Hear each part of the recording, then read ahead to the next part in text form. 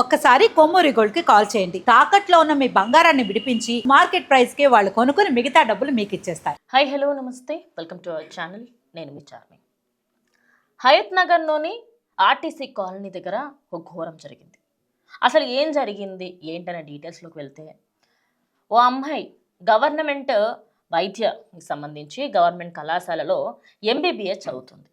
3వ year, 3rd year చదువుతున్న యశస్వి ఐశ్వర్య రోజువారీగానే తండ్రి బస్టాండ్ దగ్గర దింపడానికి వెళ్ళాడు.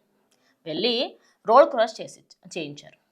చేయించినప్పుడు ఒక కారు అతి వేగంతో వచ్చి ఇద్దరిని గుద్దేసింది. అమ్మాయి స్పాట్లో చనిపోయింది. వాళ్ళ తండ్రికి కాలికి చాలా చాలా దారుణంగా గాయమైంది. ఆయన ఆ కాలు నొప్పితోని కూడా నా కూతురు ఎక్కడుంది అని ఆ రోడ్డు మీద వెతుకుతూ ఉన్నాడు. ఆ డ్రైవర్ ఎవరైతే ఉన్నాడో గుద్దిన వ్యక్తి కనీసం ఆగకుండా వెళ్ళిపోయాడట. ఇంత దారుణమా? ఆ రోజువారీగానే ఎలా అంటే ఆ అమ్మాయి హయత్ నగర్ దగ్గర బస్ ఎక్కేదంట. బస్ ఎక్కి అక్కడి నుంచి కాలేజ్కి వెళ్ళేది. రోజువారీగానే రోడ్ క్రాస్ చేయిస్తున్నాడు. సడన్గా అయింది. కొద్ది క్షణాలలో సిచ్యువేషన్ అంతా మారిపోయింది. అప్పటిదాకా తన చెయ్యి పట్టుకున్న కూతురు తన చెయ్యి వదిలేసి ఎక్కడో పడిపోయింది. నాన్న, నేను డాక్టర్ అవుతాను నాన్న, నేను పేదలకి సేవ చేస్తాను నాన్న అని చెప్పేదట. అలాంటి కూతురు అసలు కనీసం ఆమెడ దూరంలో ఇక్కడ కనిపించట్లేదట. చూసాకంటే కొంత దూరంలో రక్తపు మడుగుల్లో కనిపించింది.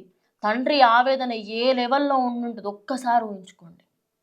అసలు ఇది జరగడానికి అసలు అక్కడ జరిగిన సిచ్యువేషన్కి కొద్దిసేపటికి ఎవరికి ఏమీ అర్థం అవ్వలేట.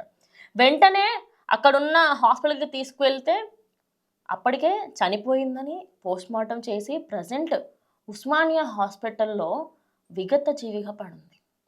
అందరికీ సేవ చేస్తాను నాన్న అని చెప్పిన అమ్మాయి అలా శవంలా పడుంటే కన్న తండ్రి రోదన ఏ లెవెల్లో ఉండుంటుందో ఊహించుకోండి.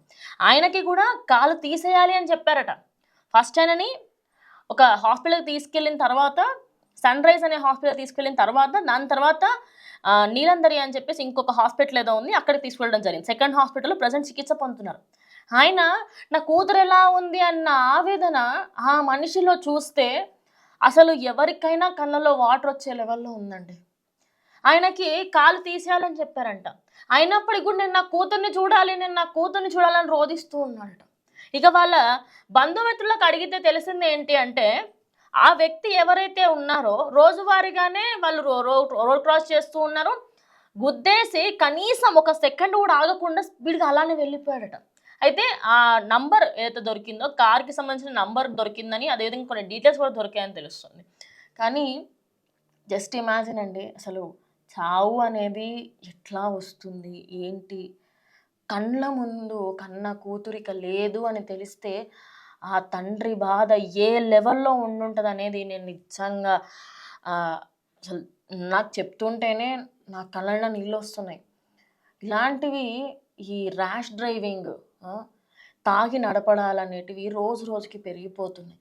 కానీ అసలు ఎవరన్నా ఒక వ్యక్తి చిన్న చిన్న యాక్సిడెంట్స్లోనే చిన్నగా అయితేనే కన్న కూతురికి అంతెందుకండి, నాకు చిన్న దెబ్బ తాకితేనే మా తండ్రి తట్టుకోలేదు, మా తల్లి తట్టుకోలేదు. అలాంటిది కళ్ళ ముందు కూతురు రోజువారీగానే వెళ్ళిందండి. అసలు ఆ అమ్మాయి యశస్వి ఐశ్వర్యకి ఇంకొక సంవత్సరం అయితే డాక్టర్ స్టెథోస్కోప్ మెడలో ఉండి, చేతిలో సర్టిఫికెట్ ఉండి, పేదలకైనా లేకపోతే ఏదైనా ఒక గొప్ప హాస్పిటల్లో డాక్టర్గా చేసేయగలిగే సత్తా ఉంది ఆ అమ్మాయికి. ఎన్నో సంవత్సరాల నుంచి చాలా ఇష్టంగా చదివేదంట అమ్మాయి. చాలా మంచి టాపర్. అక్కడ ఉన్న వాళ్ళ చుట్టాలు కూడా ఆ అమ్మాయి చాలా మంచిగా మాట్లాడేదండి. ఎప్పుడైనా తెలిసినప్పుడు బాబాయ్ ఎలా ఉన్నావు, మామయ్య ఎలా ఉన్నావు అని చెప్పి మాట్లాడిచ్చేదట. ఇప్పుడు అలా మాట్లాడడానికి ఎవరు లేరు అని చెప్పి వాళ్ళు రోధిస్తూ ఉన్నారు. ఇక వాళ్ళ ఫ్యామిలీలో ప్రతి ఒక్కరికి సంబంధించి అసలు ఎవరి బాధ కూడా చెప్పుకోలేనంత దారుణమైన స్థితికి వచ్చేసారు. అమ్మాయి ఫొటోస్ కూడా చూడ్డానికి ఎంత అందంగా ఉంది.